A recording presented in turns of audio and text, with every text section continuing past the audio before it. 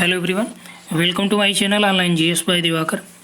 इस वीडियो में हम लोग रिजुवनेशन और मल्टी साइक्लिक टोपोग्राफी की बात करेंगे और ये टॉपिक आपका जीआईसी, पीजीटी और नेट, ठीक, साथ ही साथ असिस्टेंट प्रोफेसर के लिए भी बहुत ही महत्वपूर्ण है, क्योंकि यहाँ से एक प्रश्न आपका यदि नदी अपर्दन चक्र या अपर्दन चक्र से रिलेटेड प्रश्न आपसे पूछा जा रहा है तो एक प्रश्न यहाँ से रहता है, क्योंकि जनरली हम लोग अपर्दनात्मक स्थलाकृतियाँ, निक्षेपात्मक स्थलाकृतियाँ रट लेते हैं, लेकिन यहाँ पे जो स्थलाकृतियाँ बनेंगी वो आपका मल्टी साइक्लिक टोपोग्राफी होंगी। ये रिजुवनेशन के अकॉर्डिंग बनती हैं, उसके थ्रू बनती हैं, यानी कि नवोन्वेषों के फलस्वरूप या पुनर्जीवन के फलस्वरूप जो स्थलाकृतियाँ बनती हैं वही आपका मल्टी साइक्लिक टोपोग्राफी के अंतर्गत शामिल की जाती हैं। तो यहाँ पे देखिए, आपको एक गुड न्यूज़ ये बता दिया जाए कि आप सभी लोगों के लिए जो क्लासेज हैं वो स्टार्ट हो चुकी हैं। टीजीटी, पीजीटी, जीआईसी और आपका नेट फर्स्ट पेपर भी चल रहा है। जो नेट का सिलेबस है वो आपके असिस्टेंट प्रोफेसर के सिलेबस से भी वेरी करता है। यहाँ तक कि आरपीएससी का भी सिलेबस आपका almost assistant professor, college lecturer का नेट के सेम है, ठीक। तो काफ़ी लोगों की क्वेरी ये थी कि सर स्पेशल क्लास उसके लिए, तो देखिए स्पेशल क्लास का मतलब ये कि आपका सेम चीज़ें जो नेट का है वही आरपीएससी ज्योग्राफी का है, तो उसके लिए कोई विशेष स्पेशल क्लासेस नहीं अवेलेबल हैं फिलहाल। आगे जो आपका टेस्ट सीरीज जो है स्पेशल कॉलेज लेक्चरर पे चालू की जाएगी। तो यहाँ पे देखिए कि सबसे पहले एक चीज़ हम लोग यहाँ पे देख लेते हैं कि नदी अपर्दन चक्र को अपर्दन का सामान्य चक्र कहा जाता है। यदि आप इंटरव्यू देने जाते हैं ज्योग्राफी से रिलेटेड किसी विषय में, तो आपसे जो प्रश्न पूछा जाएगा, ज़्यादातर आपके प्रश्न यहीं से पूछे जाते हैं कि नदी के अपर्दन चक्र को सामान्य अपर्दन चक्र क्यों कहा जाता है। दूसरा यहाँ से ये पूछा जाता है कि जो बहुचक्रीय स्थलाकृतियाँ होती हैं वो उसे क्या कहा जाता है, या रिजुवनेशन क्या होता है, नवोन्वेष क्या होता है, ठीक। या आपसे पूछ लिया जाता है कि जो नदी के द्वारा निर्मित बहुस्थलीय या मल्टी साइक्लिक टोपोग्राफी का एक नाम बता दीजिए, ठीक। ये तो इंटरव्यू में होता है। आप देखेंगे असिस्टेंट प्रोफेसर में, कॉलेज लेक्चरर में, जीडीसी में जो प्रश्न पूछे गए हैं, अभी जीडीसी का जो पेपर 2017 में हुआ, 2017 का जो पेपर आपका 2019 नवंबर में ये हुआ था, ठीक। तो उसमें यही प्रश्न पूछा गया था, निम्न में से कौन सा मल्टी साइक्लिक यानी बहुस्थलीय टोपोग्राफी या स्थलाकृतियाँ हैं, ठीक। तो यहाँ पे आप जानिए कि नदी अपर्दन चक्र को सामान्य अपर्दन चक्र कहा जाता है। ये ऐसा इसलिए इसको कहा जाता है क्योंकि जो आपका नदी जल है या बहता हुआ जल का कार्य होता है, ये अन्य अपर्दन के कारकों की अपेक्षा बहुत व्यापक, बहुत महत्वपूर्ण होता है। अन्य अपर्दन चक्र का मतलब जैसे पवन हो गया, हिमानी हो गया, इनके जो कार्य होते हैं इसमें भी जल का आंशिक हाथ होता है, ठीक। जैसे आप भूमिगत जल की बात करेंगे तो वहाँ पे भी जल का एक तरह से हाथ होगा, पवन में भी कुछ न कुछ होता है आंशिक रूप से, हिमानी में भी होता है, ठीक।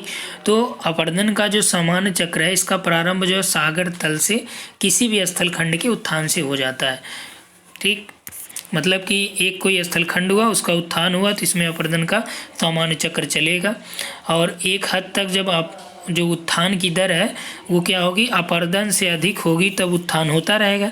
लेकिन जब स्थिति ये आ जाएगी कि अपर्दन की दर जो है, अपर्दन की जो दर है ये आपका हाइक कर गई, बढ़ गई उत्थान की दर से, यानी अपर्दन और तीव्र गति से हो गया, तो जो ये उत्थित भूभाग है इसको काट के इस तरह से सपाट बना देगा, ठीक।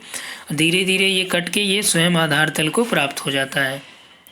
तो यही जो आपका संपूर्ण प्रक्रिया है ये सामान्य चक्र कहा जाता है। ये बहुत लंबी प्रक्रिया होती है, ठीक। नेक्स्ट यहाँ पे रिजुवनेशन या नवोन्मेष क्या होता है। तो नवोन्मेष या रिजुवनेशन क्या होता है कि अपर्दन की जो चक्रीय प्रक्रिया होती नदी अपर्दन की बहुत लंबी होती है, यानी काफ़ी समय में कंप्लीट होती है। इसमें होता क्या है कि जब अपर्दन चक्र पूरा होने के पूर्व ही उसमें कई प्रकार की बाधाएं आ जाती हैं, ठीक। बाधाएं क्या कि मान लीजिए स्थलखंड का उत्थान फिर होने लगा, ठीक, तो भी आपका जो रिजुवनेशन है वो होने की स्थिति में रहता है, यानी कि अपर्दन चक्र क्या है फिर पूर्ण नहीं होता है। तो जो नदी अपर्दन चक्र है जब वो लोअर स्टेज में एकदम होता है, यानी जीर्णावस्था में होता है, उस समय क्या होता है कि जब ये जीर्णावस्था में पहुंच जाता है, मान लीजिए यहाँ पे पहुंच गया, यहाँ पे कोई स्थल खंड का उत्थान हो गया, अब जो जल में नदभार वगैरह यहाँ पे तो निक्षेपित हो जाएगा, लेकिन जो जल यहाँ से एक्स्ट्रा बचेगा वो यहाँ से जाएगा, और जब यहाँ पे ये चढ़ेगा तो नीचे गिरेगा, इससे क्या होगा, जल प्रपात का निर्माण होगा। मान लीजिए कम उत्थान हुआ तो छोटे जलप्रपात बनेंगे, लेकिन इसकी अपेक्षा यहाँ पे जो जल का वेग था, यहाँ पे जो जल का वेग है वो अधिक हो जाएगा। जब यहाँ पे जल का वेग अधिक हो जाएगा, पुनः ये क्या करेगा, उत्थान चालू कर देगा, अपरदन चालू कर देगा। जो यहाँ पे जीर्णावस्था में अपरदन ऑलमोस्ट शून्य हो गया था, वही अपरदन यहाँ पे आप देखिए बढ़ गया। तो इसी को क्या बोला जाएगा कि ये नवोन्मेष हो गया इसमें, अर्थात कि ये बाधाओं की वजह से होता है।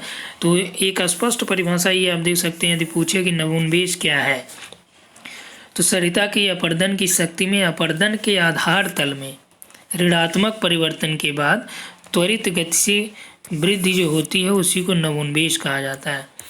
इस संपूर्ण प्रक्रिया में निर्मित स्थलाकृति एक से अधिक अपरदन चक्रों के फलस्वरूप निर्मित होती है, इसीलिए इसे बहुचक्रीय स्थल रूप कहा जाता है। क्लियर हुआ कि बहुचक्रीय स्थल रूप क्यों कहते हैं, क्योंकि यहाँ पे एक बार तो अपरदन हो गया, पुनः इसमें अपरदन होता है, ठीक, तो इसीलिए इसे बहुचक्रीय स्थलाकृतियाँ भी कहा जाता है। अभी हम लोग देख लेते हैं नवोन्मेष या रिजुवनेशन के टाइप क्या क्या हैं। इसमें एक होता है डायनेमिक रिजुवनेशन या गत्यात्मक नवोन्मेष। इसमें क्या होता है कि स्थल खंड का झुकाव देखा जाता है या सरिताओं का निकास देखा जाता है, स्थल खंडों का उत्थान भी देखा जाता है, ये गति में आ जाती प्रोसेस। दूसरा है सुस्थैतिक नवोन्मेष, ईओस्टैटिक। ये देखिए नेट में आपका पूछा गया था कि ईओस्टैटिक नवोन्मेष या रिजुवनेशन क्या होता है। तो जब सागर तल में परिवर्तन हो जाए, सागर तल नीचे हो गया, ऊपर हो गया, तो क्या होगा, उसे बोला जाता है ईओस्टैटिक रिजुवनेशन या सुस्थैतिक नवोन्मेष। तीसरा स्थैतिक नवोन्मेष या स्टैटिक रिजुवनेशन। इसमें क्या होता है, इसमें सरिता का अपहरण होता है, यानी सरिता बड़ी नदी में मिल जाती है, विलीन हो जाती है। नदी में अवसाद की कमी भी इसमें देखने को मिलती है, जो स्टैटिक रिजुवनेशन होता है उसमें, ठीक। इसमें बहुत ज़्यादा डीप जाने की आवश्यकता नहीं है, जो प्रश्न आपका रहेगा इसी से रहेगा, और नेट का आप प्रीवियस ईयर सॉल्व करेंगे तो ये चीज़ें आपको मिलेंगी। आई थिंक ये 2017 के नवंबर में पूछा गया था ये स्टैटिक। अब यहाँ पर देखिए कि मल्टी साइक्लिक टोपोग्राफी के कुछ एग्जाम्पल्स हैं, उदाहरण हैं, इसको देख लीजिए। इसमें एक नंबर पे उदाहरण जो है घाटी के अंदर घाटी। तो इसमें क्या होता है कि इसके कई कारण होते हैं। जो स्थलाकृति होता है बहुचक्रीय स्थलाकृति, इसमें एक होता है कि स्थलाकृतिक विसंगति के कारण। इसमें क्या होता है, घाटी के अंदर घाटी का निर्माण होता है, दो तल्ले वाली घाटी बन गई, या दो चक्री घाटी भी इसे कहते हैं, यानी टू साइक्लिक वैली। ये आपका भूलका नदी घाटी, दामोदर नदी घाटी में देखने को मिलता है। इसमें होता क्या है, नदी के जो घाटी है, घाटी के अंदर घाटी कैसे बन जाती है। इसमें होता ये है कि मान लीजिए घाटी में जो एक चौड़ी घाटी होती है, ठीक, चौड़ी घाटी होती है, इसमें एक पतली घाटी का, छोटी घाटी का भी निर्माण हो जाता है, यानी घाटी में घाटी का निर्माण हो जाता है। ऐसा ये देखने को मिलता है, एक प्रारंभिक घाटी का निर्माण होता है, आगे मान लीजिए कोई अवरोध हो गया, या यहाँ पे कोई अवरोध हो गया, या यहाँ पे कोई अवरोध हो गया, तो इसका जो वेग है वो बढ़ जाता है। जब वेग बढ़ जाएगा तो एक बार तो कटा हुआ ही है, तो दोबारा से यहाँ पे कटाव होने लगेगा, ठीक। तो इसी को बोलते हैं घाटी के अंदर घाटी। ये हजारीबाग पठार पे जो आपका राजरप्पा के पास दामोदर नदी घाटी में भी दो तल्ले वाली घाटियों का खूबसूरत उदाहरण देखने को मिलता है। ये आपका टर्शियरी युग के समय जो उत्थान हुआ था उसकी वजह से यहाँ पे ये घाटी में घाटी देखने को मिली। भेड़ाघाट जलप्रपात भी इसका एक उदाहरण है।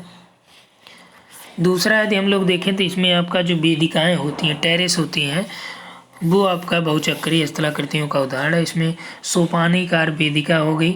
इसमें क्या होता है कि जो ढाल के अनुसार जब यहाँ पे नदियों में जल का प्रवाह होता है तो इस पे जो चट्टानी संरचनाएं होती हैं इसके द्वारा कुछ वेदिकाओं का निर्माण किया जाता है, जो सोपानाकार घाटियाँ होती हैं उसके किनारों पे। इसी को बोला जाता है सोपानीकार वेदिका या बेंच लाइक टेरिस। ठीक। सोपानीकार वेदिका के चट्टानी किनारों से जो निर्मित वेदिका होती है उसे शैल संस्तर वेदिका या बेड रॉक टेरेसेस कहा जाता है, जबकि जो इसके अपोजिट टेरेसेस होती हैं, प्रतिरोधी चट्टानों द्वारा जो निर्मित वेदिका होती है उसे स्ट्रक्चरल टेरेस कहा जाता है। ठीक। संरचनात्मक सोपान, इसको याद रखिएगा। तो संरचनात्मक जो सोपान होता है, स्ट्रक्चरल टेरेस या स्ट्रक्चरल वेंचेज का जो निर्माण होता है वो कैसे होता है, तो आपका मल्टी साइक्लिक टोपोग्राफी के एग्जाम्पल के अंतर्गत ही आता है, रिजुमिनेशन के थ्रू होता है। तो दूसरा जो टाइप यहाँ तीसरा आपका मिला, ये उत्थित संप्राय मैदानी अपलिफ्टमेंट पेनिप्लेन। पेनिप्लेन का जो कॉन्सेप्ट दिया ये डेविस महोदय ने दिया, और इसका निर्माण कब होता है, जीर्णावस्था में। ठीक। अब इसमें कह रहा है कि जब नदी जीर्णावस्था को प्राप्त हो गई, जो पेनिप्लेन का निर्माण हुआ, इसमें अपलिफ्टमेंट हो जाए, उत्थान हो जाए। ठीक। जो पुराना आपका पेनिप्लेन है, संप्राय मैदान है, उसमें उत्थान हो जाए, तो उत्थान के बाद जो है पुनः चक्र आरंभ हो जाता है, यानी जो दूसरा चक्र है या नदी अपर्दन का, वो अपर्दन चक्र प्रारंभ हो जाता है। ठीक। और इसमें आपका जो हम लोग देखें कि पेनिप्लेन जो है एक आपका होता है स्कूली पेनिप्लेन, एक होता है हैरिसबर्ग पेनिप्लेन। ठीक। हैरिसबर्ग पेनिप्लेन एक होता है, इसमें सामरविली पेनिप्लेन। तो ये पेनिप्लेन आपके उत्तरी अमेरिका का जो अपलेशियन क्षेत्र है वहाँ पे देखने को मिलता है। साथ ही साथ यहाँ पे देखिए रांची के पठार में भी ये अपलिफ्टमेंट देखने को मिलता है, स्कैंडिनेवियाई पठार में देखने को मिलेगा। और नेतरहाट जो है ये मुनाडनाग पे ही निर्मित है ऐसा माना जाता है। उत्तरी कोयल नदी और उसकी सहायक जो नदियाँ हैं ये निम्नवर्ती अपर्दन के द्वारा कई तरह के सपाट सतह और लघु भागों में इसे डिवाइड करती है, जिन्हें स्थानीय भाषा में पाट कहा जाता है। ठीक। रांची के पठार में भी पाट देखने को मिलता है, जिसमें नेतरहाट पाट, खमार पाट, रुडनी पाट, जमीरा पाट, ये सभी जो पाट होते हैं, पाट इसे मेसा भी कहा जाता है।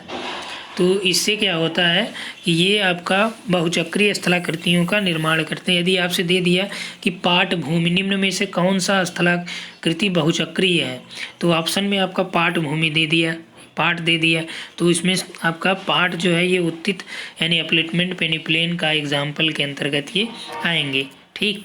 नेक्स्ट है आधा कर्तित विसर्प या इंसिस्ड मियांडर। जो मियांडर होता है इसमें क्या होता है कि जो आधा कर्तित मियांडर होता है, इसमें जो नदी मोड़ होते हैं, जो नॉर्मली जो आपका देखते हैं कि नदी जब प्रवाहित होती है इस तरह से, या जो नदी मोड़ होता है यहाँ पे देखिए, तो यहाँ पे क्या होता है कि विसर्प का निर्माण होता है, ये सामान्यतः होता है। लेकिन जब ये नदी चौड़े विसर्पों का निर्माण करती है तो उसमें क्या होता है कि मान लीजिए ये चौड़े विसर्प बनाए, यहाँ पे स्थल का उत्थान हो गया। ठीक। जब उत्थान हो गया, इसके कारण क्या होता है कि पुनः जो नदी है वो चौड़ीकरण करती है। जो विसर्प है ये तो आपका जलभार से नदभार से ही बना है, तो इसका जो ये रूप होगा ये काफ़ी मुलायम मिट्टी यहाँ पे होगी। तो इसके बाद जब यहाँ से ये आती हैं नदियाँ, इसमें और कटाव करती हैं, गहराई में भी करती हैं, साइड में भी करती हैं। ठीक। जिसके कारण क्या होता है, जो पुराना विसर्प है उसमें अंदर से निम्न कटाव होता है, दूसरा संकरे भाग में भी होता है, गहरे भाग का भी ये निर्माण करती हैं। ठीक। तो इसी को क्या बोला जाता है, इंसीज्ड मियांडर बोला जाता है। क्या बोला जाता है उसे, इंसीज्ड मियांडर बोला जाता है। ये आपका टर्शियरी युग में उत्थान के कारण जो रांची के पठार में भी देखने को मिलता है। इसमें आप देखेंगे, मान लीजिए ये आपका पर्वत पठार है, ये साइड से जो है यहाँ पे नदियों का उत्थान आपको यहाँ पे देखने को मिलेगा। ठीक। यहाँ से नदियाँ जाती हैं, ऐसे यहाँ से आएंगी। तो ये आपका इंसीज्ड मियांडर है, चूँकि यहाँ पे जो विसर्प था उसको ये काट के पुनः यहाँ पे और गहराई में विसर्पों का निर्माण करते हैं। तो आपसे ज़्यादातर जो प्रश्न यहीं से पूछे गए हैं कि निम्न में से कौन सा बहुचक्रीय स्थलाकृतियाँ हैं, तो जो आपका आधा कर्पित विसर्प है, इंसिज्ड मियांडर है। इसमें आपका होता है एक इंटेस्ड मियांडर, गभीरीभूत मियांडर जिसमें अधिक गहराई होती है, और इनग्रोन मियांडर यानी कि अंतः कर्तित मियांडर एक सामान्य मियांडर भी होता है जो आप जनरली देखे ही हैं। तो इनग्रोन जो मियांडर होता है इसमें अंदर की ओर कटाव ज़्यादा होता है। जैसे दामोदर नदी में हजारीबाग जिले में देखा जाता है, भेड़ा घाट जो है नर्मदा नदी पे जो घाट का निर्माण हुआ है, ये इसका बहुत अच्छा एग्जाम्पल है। अगला है निक पॉइंट क्या होता है। निक पॉइंट का निर्माण भी आपका मल्टी साइक्लिक टोपोग्राफी के अंतर्गत हुई है।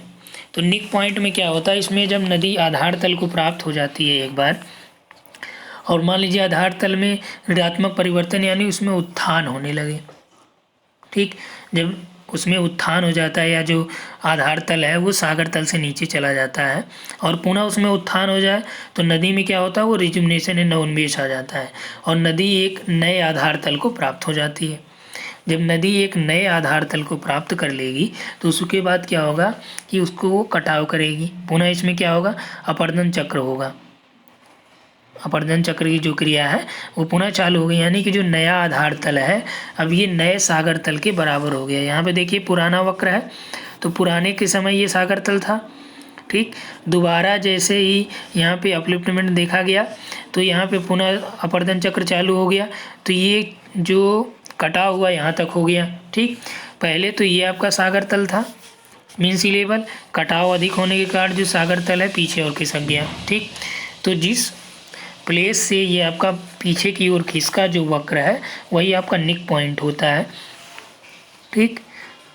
नवोन्मेष के कारण क्या होता है कि जो नदी का शीर्ष अपर्दन है, यानी कि नवोन्मेष को एक प्रकार से हम लोग ये भी कह सकते हैं कि ये आपका नवोन्मेष का शीर्ष है, हेड ऑफ रिजुविनेशन, यानी यहाँ से जो है ये अपर्दन चालू हुआ था जो नया वाला था, ठीक। जैसे जैसे इसमें शीर्षवर्ती अपर्दन होता है, या आप ये कह सकते हैं कि जब दोनों वक्र यहाँ पे मिलते हैं वहाँ क्या होता है, ढाल में अचानक अंतर हो जाता है। मान लीजिए यहाँ पे एक वक्र मिला, यहाँ पे ढाल में क्या होगा, अचानक अंतर आपको देखने को मिलेगा, क्योंकि जो पहला वक्र है वो उससे जो है दूसरा वक्र जो नया वाला है ये नीचे होता है, ठीक। तो इससे क्या होगा कि जो ढाल है उसमें परिवर्तन हो जाता है और जिस स्थान से परिवर्तन स्पेशली देखा जाता है ये आपका निक पॉइंट कहा जाता है। यहाँ पे आप देख रहे हैं कि एक बार जो मीन सी लेवल यहाँ पे है, जो उसके बाद परिवर्तन हुआ ये यहाँ तक आ गया, यानी इतना, क्लियर हुआ। तो इसका जो एग्जाम्पल आप देख सकते हैं कि यूएसए में अपलेशियन क्षेत्र में जो पिडमांट एरिया है और तटीय मैदान है, इन दोनों का जो मिलान पॉइंट है, इसके सहारे जो फॉल लाइन है यानी प्रपात रेखा है वो आपका निक पॉइंट का उदाहरण है। स्वर्णरेखा नदी पे जो हुंडरू जलप्रपात है ये आपका निक पॉइंट पे ही बना है, ठीक। और साथ ही साथ यूएसए में जो अटलांटिक तटीय मैदान है उसका एक बार उसमें आधार तल का निर्गमन हुआ तो आधार तल क्या होगा, परिवर्तन हो गया, ठीक, जिसके कारण वहाँ पे नदियों में रिजुविनेशन आ गया। जब आधार तल यहाँ पे देखिए पहले आधार तल ये था फिर आधार तल ये हो गया तो नदियाँ क्या करेंगी, पुनः तो अपर्दन करेंगी। सपोज मान लीजिए कि एक बार आधार तल इतना था तो नदी हो या कोई भी हो, नदी जो है अधिकतम अपर्दन कहाँ तक करेगी, जो उसका सरफेस लेवल होता है, सी लेवल होता है, आधार तल होता है, उतना ही करेगी। लेकिन मान लीजिए सागर तल में किसी वजह से परिवर्तन हो गया, ठीक, और इसका जो आधार तल है या सागर तल है वो नीचे चला गया। सागर तल नीचे होने की वजह से क्या होगा, आधार तल में भी परिवर्तन हो जाएगा। तो जब नदियाँ एक बार तो यहीं पे अपर्दन यहाँ तक की, अब आधार तल में जब परिवर्तन हो गया तो पुनः क्या होगा, उसमें अपर्दन चक्र चालू हो जाएगा। अब पुनः ये और गहराई से अपर्दन करेंगे, इसीलिए यहाँ पर देखिए ये वक्र नीचे और पुराना वाला वक्र यहाँ पर ऊपर दिखाया गया है, क्लियर हुआ। तो यहाँ से जो आपके प्रश्न इसी तरह से पूछे जाते हैं। और यहाँ पे एक आपका जो अपर्दन चक्र में पेयर्ड टेरिस का निर्माण हो जाता है।